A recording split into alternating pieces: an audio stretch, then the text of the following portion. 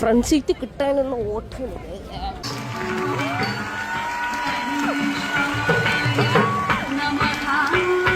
പത്രത്തിലൊക്കെ എഴുതും അടുത്ത വീട്ടിലെ പെൺകുട്ടി എന്നല്ലേ. ഇപ്പൊ പെൺകുട്ടി കുറച്ച് മുതിർന്നു എങ്കിലും അടുത്ത വീട്ടിലെ സ്ത്രീയായിട്ട് അടുത്ത വീട്ടിലെ കുട്ടിയായിട്ട് നിങ്ങൾ എന്നെ കാണുന്നു.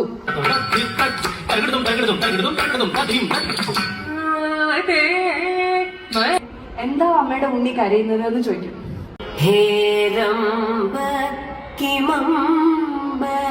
അപ്പൊ ഗണേശൻ പറയും, അമ്മ ഈ നിൽക്കണ മുരുകനുണ്ടല്ലോ, ഇവൻ എന്റെ ചെവിയിൽ പിടിച്ചു വലിച്ചു.